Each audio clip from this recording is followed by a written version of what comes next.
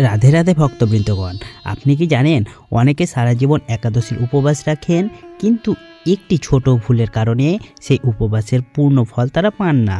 হ্যাঁ, আজকে আমরা কথা বলবো এমন এক বিষয় নিয়ে যেটা নিয়ে সবচেয়ে বেশি ভুল হয়, সবচেয়ে বেশি গোপনীয়তা আছে, আর শাস্ত্রে যেটাকে বলা হয়েছে উপবাসের আত্মা।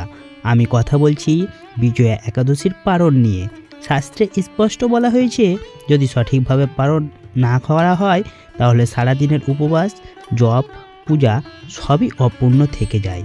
আজকের এই ভিডিওতে আমরা জানব বিজয়া একাদশীর পারণ না করলে কি ভয়ঙ্কর ফল হয়, পারণের সঠিক সময় ও 1 মিনিটের দেবীর রহস্য, কোন খাবার দিয়ে পারণ করলে পূর্ণ ফল পাওয়া যায়, জল দিয়ে পারণ না ফল দিয়ে কোনটা শ্রেষ্ঠ, ভুল সময়ে পালন করলে কিভাবে ফল নষ্ট হয়, পারণের আগে কোন মন্ত্র ভাগ্য বদলে দেয়, আর সবশেষে জানবো যারা উপবাস রাখতে পারেননি তাদের জন্য শাস্ত্রসম্মত উপায়। তাই ভিডিওটি শেষ পর্যন্ত দেখার অনুরোধ রইল। আর আমাদের চ্যানেলে যদি আপনারা নতুন হয়ে থাকেন অবশ্যই চ্যানেলটিকে সাবস্ক্রাইব করবেন আর ভিডিওটিতে একটি লাইক দিয়ে দেবেন। শাস্ত্রে বলা হয়েছে একাদশী ব্রত পারণহীন হলে সেই ব্রত অর্ধেক ফল প্রদান করে না। অর্থাৎ আপনি যদি সারাদিন না খেয়ে থাকেন, রাত জেগে ভজন করেন, ভগবান বিষ্ণুর নাম জপ করেন, কিন্তু পারণ না করেন বা ভুলভাবে পালন করেন, তাহলে সেই ব্রত অসম্পূর্ণ থেকে যায়। ব্রহ্মবৈবর্ত পুরাণে বলা হয়েছে পারণ না করলে উপবাসের পুণ্য নষ্ট হয়, ইচ্ছাকৃতভাবে পারণ ত্যাগ করলে তা ব্রতভঙ্গ হিসেবে গণ্য হয়। একাদশীর পরদিন দেরিতে পালন করলে শরীর ও মন দুটোই দুর্বল হয়।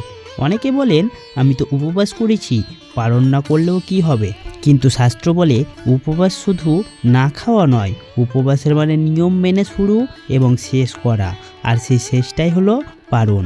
বিজয়া একাদশীর সঠিক পারণ সময় 1 মিনিট দেরি হলেও কি হয়, এটা সবচেয়ে গুরুত্বপূর্ণ অংশ।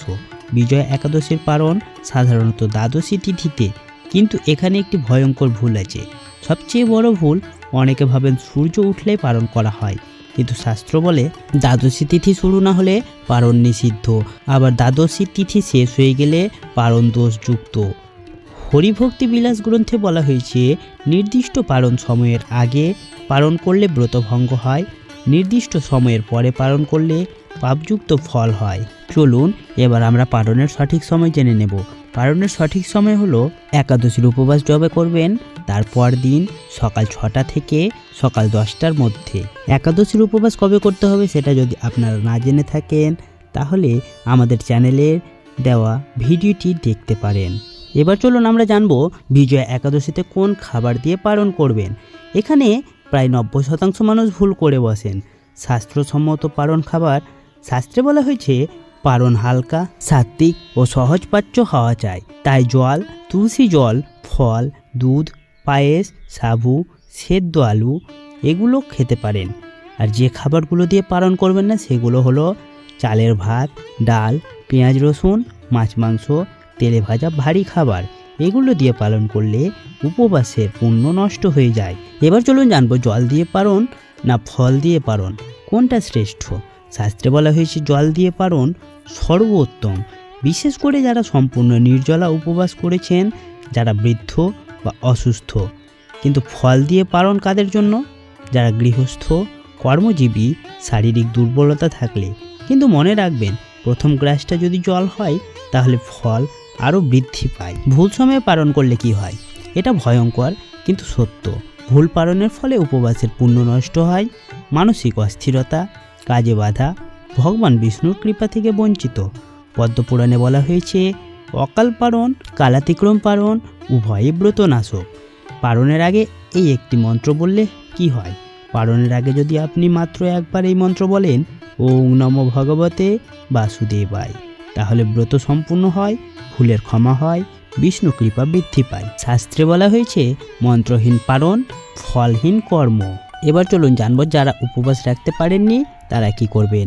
এটা সবচেয়ে গুরুত্বপূর্ণ অংশ।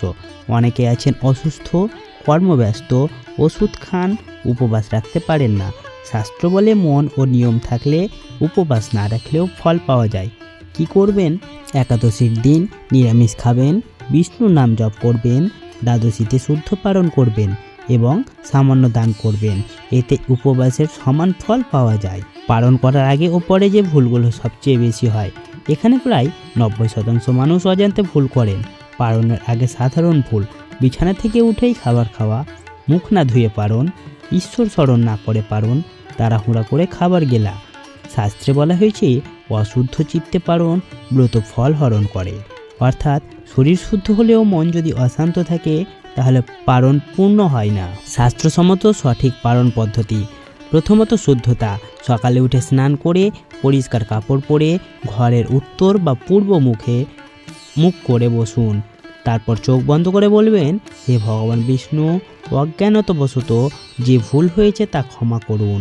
তারপর একবার অথবা 3 বার ওং নমো ভগবতে বাসুদেবায় মন্ত্রটি উচ্চারণ করবেন। তারপর পালনের সময় প্রথম 1 চুমুক জল বা তুলসীর জল, তারপর ফল, দুধ, হালকা আহার গ্রহণ করবেন। এভাবে পালন করলে ব্রত সম্পূর্ণ অক্ষুণ্ণ এবং দোষ নাশ হয়। পালনের পরে যেসব কাজ করলে পুণ্য নষ্ট হয়।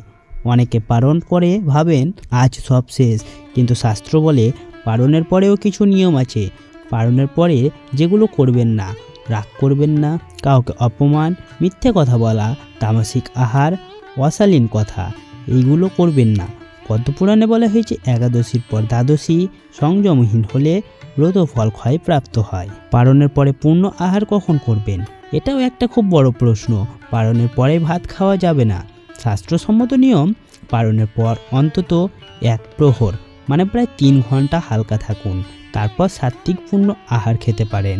এতে শরীর ভালো থাকে, পুণ্য স্থায়ী হয়, মন শান্ত থাকে। নারী ও পুরুষদের পালনের কি পার্থক্য আছে? এই প্রশ্নটা অনেকেই করেন, কিন্তু উত্তর খুব কম জায়গায় পাওয়া যায়। শাস্ত্র কি বলে?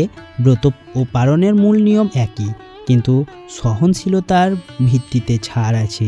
নারীদের জন্য বিশেষ নির্দেশ: মাসিক চলাকালীন উপবাস বাধ্যতামূলক নয়, পালন করতে পারেন শুধু নাম স্মরণ করে, ফল বা জল গ্রহণ করে। আর পুরুষদের জন্য ইচ্ছাকৃত পালন ত্যাগ নিষিদ্ধ, দেরিতে পালন ব্রতে ভঙ্গের সমান। অসুস্থ, বৃদ্ধ ও রোগীদের পালন কেমন হবে? ভগবান বিষ্ণু করুণাময়। শাস্ত্রে বলা হয়েছে শরীর অক্ষম হলে নিয়ম শিথিল করা পাপ নয়। কি করবেন? শুধু জল বা দুধ, নাম জপ এবং সামান্য দান, এতেই পূর্ণ ফল পাওয়া যায়। এবার চলুন জানবো কেন পালনের সময় দান গুরুত্বপূর্ণ। কারণ পালনের সময় পুণ্যের দ্বার খোলা থাকে। তাহলে কি দান করবেন? জল, ফল, অন্ন এবং গরিবকে দক্ষিণা। শাস্ত্র বলে দ্বাদশীতে দান 100 গুণ ফল প্রদান করে। পালনের দিন যে ছোট কাজ করা ভাগ্য বদলে দেয়। মাত্র 5 মিনিটের কাজ: তুলসী গাছে জল দিন, প্রদীপ জ্বালান এবং 11 বার নারায়ণ নাম জপ করুন। অনেক সাধক বলেন বিজয়া একাদশীর পালনের দিন ভাগ্যরেখা পরিবর্তিত হয়। শেষ সতর্কতা: যদি আপনি জেনে বুঝে পালন না করেন, ভুল সময়ে করেন, অহংকার নিয়ে বলেন আমি তো উপবাস করেছি, তাহলে শাস্ত্র বলে অহংকারে ব্রত নিজ পুণ্য নিজেই নাশ করে।